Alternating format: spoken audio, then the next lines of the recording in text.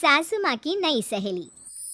प्रिया kitchen में चाय बना रही होती है और सुमन ड्राइंग रूम में बैठकर मजे से टीवी देख रही होती है। तभी दरवाजे की घंटी बजती है। प्रिया, जरा देखना तो कौन आया है। देखती हूँ मम्मी जी। प्रिया दरवाजा खोलती है तो सामने पड़ोस वाली विमला आंटी खड़ी होती है। नमस्ते आंटी जी, कैसी हैं आप?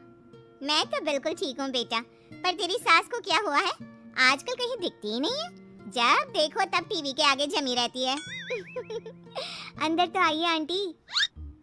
अरे ओ दीपक की अम्मा, कहाँ हो? अरे विमला, आओ आओ, क्या बात है, बड़े दिन बाद याद आई तुम्हें मेरी। मैं तो हमेशा ही तुम्हें याद करती हूँ, पर तुम ही गायब रहती हो और आजकल तो बाहर भी नहीं आती जाती। तबीयत तो ठीक है ना तुम्हारी? अरे तबीयत को क्या होना है, इस उम्र में तो कुछ ना कुछ लगा ही रहता है। मेरी छोड़ो, तुम ये बताओ कि क्या चल रहा है गली मोहल्ले में? तुम गली मोहल्ले की छोड़ो, चल तो तुम्हारे पड़ोस में रहा है। तुम्हारी नई सहेली आई है। मेरी कौन सी नई सहेली? मैं तो यहाँ बस तुमसे बातचीत कर लेती हूँ या फिर बाजू वाली शर्मा की बहू से दो चार बातें कर लेती हूँ। इसीलिए तो कहा कि तेरी नई सहेली आई है। अब कोई पड़ोस में आया है तो बात तो होनी ही है। कम से कम इसी बहाने हमारा भी एक ग्रुप बन जाएगा। फिर सब मिलकर अपनी बहुओं की शिकायतें किया करेंगे। दोनों हंसने लगते हैं। तभी प्रिया चाय लेकर आती है और सामने टेबल पर रख देती है। दोनों चाय पीती हैं और बातें करते हैं। चलो मैं चलती हूँ, अब कल मिलते हैं। राम राम।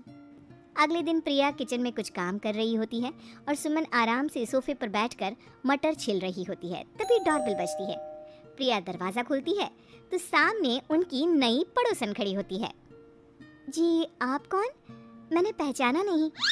नमस्ते बेटा, मैं शारदा, आपके बगल वाले घर में अभी 2-4 दिन पहले ही शिफ्ट हुए हैं। ओह अच्छा अच्छा अच्छा, नमस्ते आंटी, अंदर आइए ना आप। देखिए तो मम्मी जी, आज कौन आया है? इतना कहकर प्रिया किचन में चाय बनाने चली जाती है। नई पड़ोसन को घर पे देखकर सुमन थोड़ा हैरान हो जाती है। नमस्ते बहन जी, मैं शारदा, आपकी नई पड़ोसन। अच्छा अच्छा, आप हैं हमारी नई पड़ोसन। आइए आइए, और बताइए कैसी हैं आप? जी बिल्कुल ठीक हूँ। वो दरअसल घर पर छोटी सी पूजा रखवाई थी, बस उसी का प्रसाद देने चली आई। सोचा इसी बहाने नए पड़ोसियों से भी मुलाकात हो जाएगी। ये तो बहुत अच्छा सोचा आपने। सुमन प्रिया को आवाज लगाती है। अरे ओ बहू, जरा चाय पानी का तो आके पूछ लो। ये आजकल की बहुएं भी ना, जब तक बोलो नहीं तब तक कुछ नहीं करेंगी। आई मम्मी जी। प्रिया चाय लेकर आती है। दोनों बैठकर चाय पीती हैं और खूब सारी बातें करती हैं। अच्छा बहन जी, अब मैं चलती हूँ, फिर मिलते हैं। अब तो आना जाना लगा ही रहेगा। शारदा के जाने के बाद प्रिया किचन से बाहर आती है। क्या बात है मम्मी जी, आप दोनों को देखकर तो लगा ही नहीं कि पहली बार मिल रही हो। आप दोनों तो बिल्कुल बिछड़ी हुई सहेलियों की तरह बातें कर रही थी। अरे जब दो औरतें मिल जाती है ना, तो बातें अपने आप ही निकल आती है। अब तू अपने काम पर ध्यान दे, बातों पे नहीं। ऐसे ही कुछ दिन बीत जाते हैं। अब सुमन और शारदा अच्छी सहेलियां बन गई होती हैं। दोनों एक साथ मंदिर जाती, मार्केट जाती और कभी कभी तो विमला भी इनके साथ मिलकर खूब हंसी ठिठोली करती। एक शाम तीनों बैठकर सुमन के घर पर चाय पी रही होती है कि तभी बहुत तेज बारिश शुरू हो जाती है। सुमन जोर से प्रिया को आवाज लगाती है। प्रिया, ओ प्रिया, देख कितनी तेज बारिश हो रही है। जाके छत से सारे कपड़े ले आ, नहीं तो सब भीग जाएंगे। सुमन 2 बार आवाज लगाती है लेकिन प्रिया का कोई जवाब नहीं आता। शायद प्रिया कुछ काम कर रही है, इसीलिए कुछ जवाब नहीं दे रही। अरे काहे का काम, आराम फरमा रही होगी महारानी। तभी प्रिया बीमार हालत में अपने कमरे से बाहर निकलती है। हाँ मम्मी जी, क्या हुआ? मेरी तबीयत थोड़ी ठीक नहीं है ना, इसलिए आग लग गई। अरे सारे कपड़े भीग गए और तुझे सोने से फुर्सत नहीं है। सबके सामने सुमन के मुंह से ऐसी बातें सुनकर प्रिया उदास हो जाती है और छत से कपड़े उतारने चली जाती है। सुमन, ये क्या बात हुई? प्रिया ने बताया ना कि उसकी तबीयत ठीक नहीं, इसलिए उसकी आंख लग गई। तुम भी ना खामखा उसे सबके सामने सुना दिया। अरे आप नहीं जानती शारदा जी, कुछ बहुएं ना बहुत आलसी होती है, घर का एक काम नहीं करना चाहती। ऐसा नहीं है सुमन, तुम्हारी बहू तो बहुत प्यारी है, तुम्हारी सारी बात भी तो मानती है। हाँ सुमन, तुम प्रिया के बारे में ऐसा क्यों सोचती हो?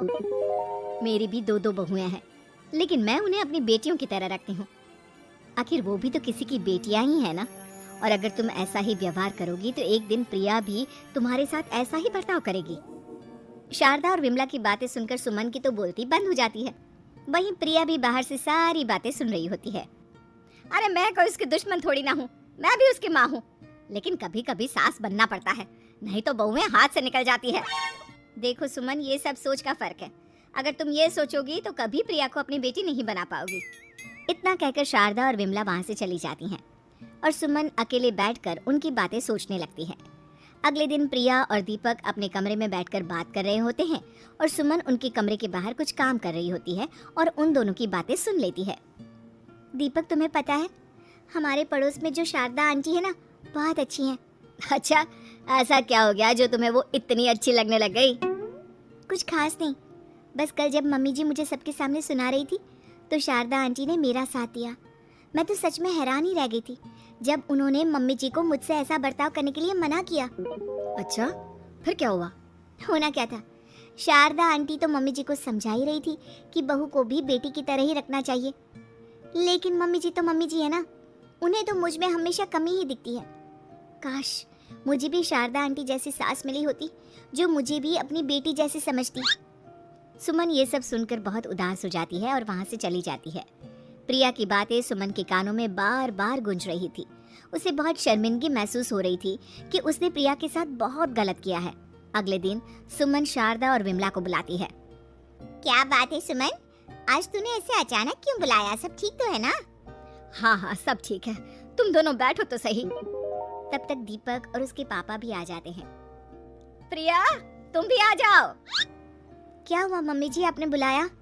हाँ प्रिया बेटा, मैं आज सबके सामने तुमसे माफी मांगना चाहती हूँ। मैंने आज तक तुम्हारे साथ बहुत बुरा व्यवहार किया है, लेकिन तुमने कभी भी मेरे साथ बुरा बर्ताव नहीं किया। मुझे अपनी गलती का एहसास हो गया है, हो सके तो मुझे माफ कर देना। प्रिया अपनी सास की बातें सुनकर हैरान हो जाती है। उसकी आंखों में आंसू आ जाते हैं। प्लीज मम्मी जी, आप मुझसे माफी मत मांगिए, मैं भी आपकी बेटी ही हूँ। वैसे एक थैंक यू तो मेरी नई सहेली को भी बनता है, जिसकी वजह से मुझे मेरी गलती का एहसास हुआ। शारदा बहन, आपका बहुत बहुत शुक्रिया जो आपने मेरी आंखें खोल दी। अरे क्या सुमन, तुम भी ना। तो फिर इसी बात पर चाय और पकोड़े हो जाए? हाँ हाँ, क्यों नहीं।